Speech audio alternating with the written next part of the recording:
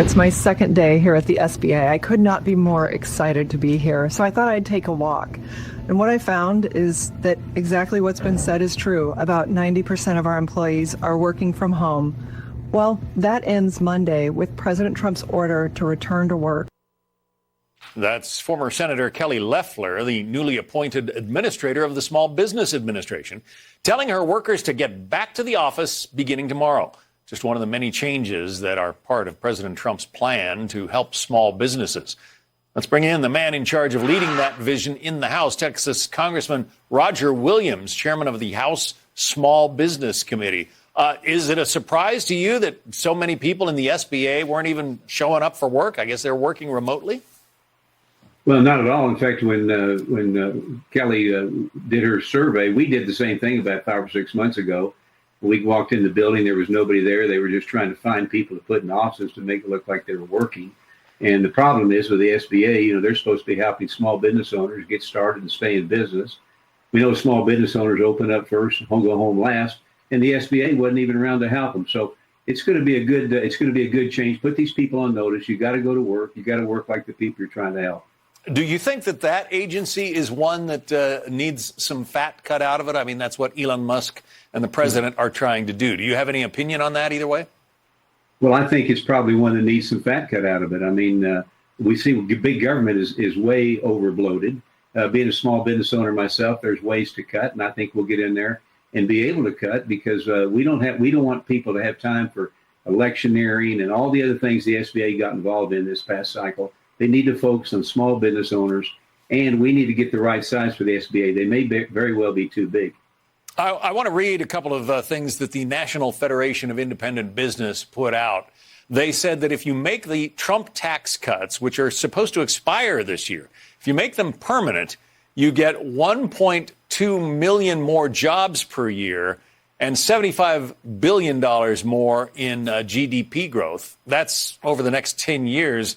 And then after that 10 years, they say if you make those tax cuts permanent, you get about twice that amount, 2.4 million more jobs per year and 150 billion in GDP growth per year. Sounds like a pretty good argument for making those tax cuts permanent. Would you agree? Well, absolutely. I mean, in fact, those numbers, John, might even be light. I can tell you as a small business owner, I'm a car dealer. I've been in business 57 years. Cutting taxes creates more taxpayers. It creates more opportunity. It just generates everything more because businesses, no matter how big or small they are, they don't save money, they spend money.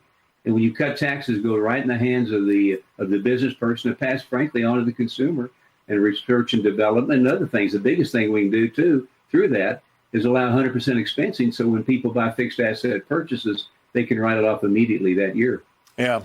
Another statement from the NFIB, National Federation of Independent Businesses, has to do with the overall economic mood in the country. They say overall small business owners remain optimistic regarding future business conditions, but uncertainty is on the rise. That's according to NFIB chief economist Bill Dunkelberg. Hiring challenges continue to frustrate Main Street owners as they struggle to find qualified workers to fill their many open positions. Meanwhile, fewer planned capital investments as they prepare for the months ahead. That's a little bit ominous. I mean, capital investment is a big part of what keeps this economy growing. Well, there's no question about it, but you got to understand small business owners are positive, but they're also very careful, and they want to see that these tax cuts are going to become permanent. One of the biggest problems we've had with the Biden administration is access to capital for small business owners. There were so many regulations put on banks, they were hiring compliance officers more than loan officers. So when we make these tax cuts permanent, it's going to open up the doors for a lot of people to just look at their business and say, I can take a risk because now I can get reward. And that's what built America what it is today. And that's why 99% of our businesses are small businesses in this country, and half the workforce in the payroll generated a small business. All right. So how do you answer the charge that often comes from the other side of the aisle that these tax cuts are really for President Trump's billionaire friends? Well, I mean, that's a cop-out. I mean, a tax cut is for everybody. The tax cuts for a billionaire, tax cuts for the guy that had to borrow $5,000 to meet his line of credit yesterday. Tax cuts cut everywhere. They create more operating capital. They create cash. They create more jobs. They create more opportunity. The Democrats, unfortunately, are not business people. They don't have small businesses. They didn't come from a business background, so they just don't know what they're saying. So you think it'll generate economic activity that will, in turn, send more money into the Treasury Department?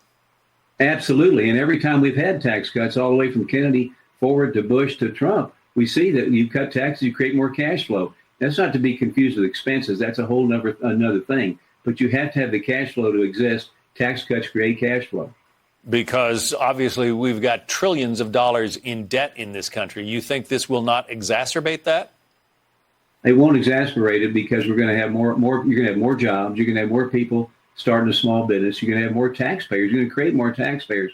You can't look at. There's two ways, John, to save a profit. You can save a profit in business. Or you can generate a profit. We're in the position right now in America. We need to generate a profit. We need to generate sales, not save and try to cut. And you can't cut your way out of this problem. All right. Congressman Roger Williams, good to have you on. Good Thank to see you.